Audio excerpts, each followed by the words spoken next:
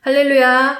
하루를 여는 말씀 묵상, 오늘 우리에게 주시는 하나님의 말씀은 신명기 22장 1절에서부터 12절까지의 말씀입니다. 사랑에는 큰 힘이 있습니다.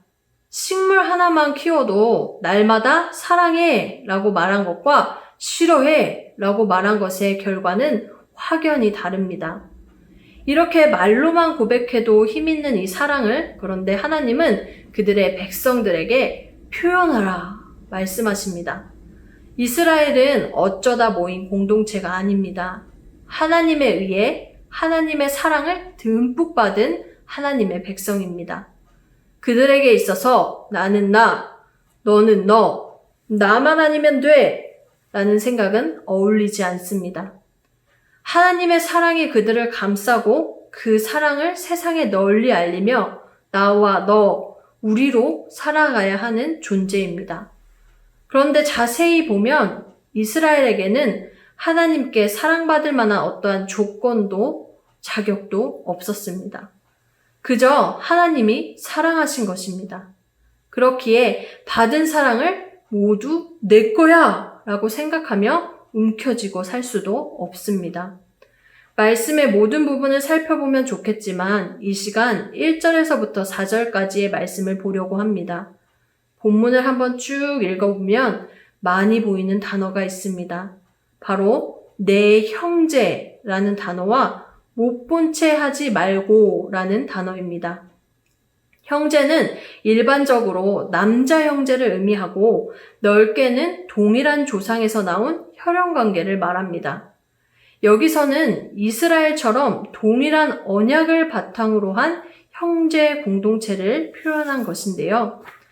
하나님 안에서 믿음의 공동체를 이루는 이스라엘. 출애굽기 23장 4절에서부터 5절은 기록합니다.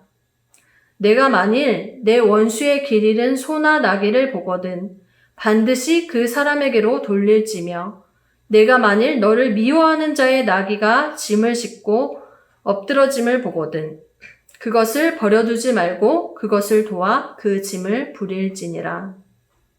여기서는 원수, 너를 미워하는 자라는 표현이 나타납니다. 그런데 본문은 이들까지를 모두 포함하고 있습니다. 1절입니다. 내 형제의 소나 양이 길 잃은 것을 보거든. 4절입니다.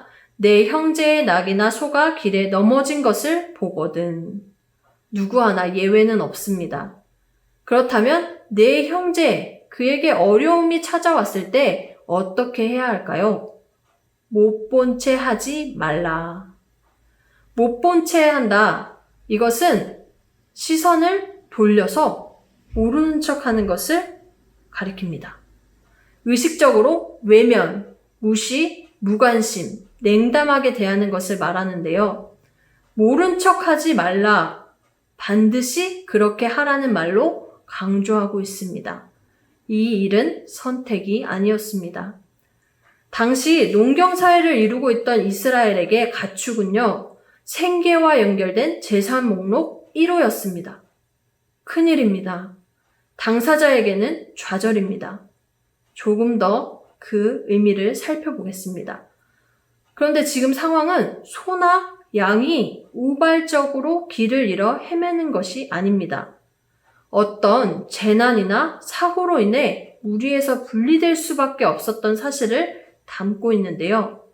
이러한 사실을 토대로 보면 소나 양을 찾아주는 것은 단순히 형제의 재산상의 손실을 막아주는 정도가 아닙니다. 일어난 사고에 대해서 형제와 함께 마음을 서로 나누는 태도까지 포함하고 있는 것입니다. 4절도 그렇습니다. 내 형제의 낙이나 소가 길에 넘어진 것을 보거든 못 본 채 하지 말고 너는 반드시 형제를 도와 그것들을 일으킬지니라. 넘어진 낙이나 소만 일으켜 세우는 것뿐만 아니라 쏟아진 짐들과 또 함께 주저하고 있을 형제를 일으켜 세우라는 말입니다. 이렇게 마음을 쓰며 잃은 것에 대해 바로 찾아주고 도와주면 참 좋겠지만 그렇지 못한 경우도 발생하게 됩니다. 2절 말씀인데요. 내 형제가 내게서 멀거나 또는 내가 그를 알지 못하거든 그 짐승을 내 집으로 끌고 가서 내 형제가 찾기까지 내게 두었다가 그에게 돌려줄지니. 어떻게 하라고 되어 있나요? 찾기까지 내게 두었다가. 이는 사실 만만치 않은 위험 부담이 있습니다. 얼마 동안 보호해야 할지도 모르는 데다가 보호기간 동안 짐승의 먹이까지 책임져야 하므로 상당한 수고를 감당해야 하는 것입니다. 이 정도까지 해야 할까 싶지만 형제를 위해 그렇게 하라고 말씀합니다. 내 의지로는 할 수 없는 그 일.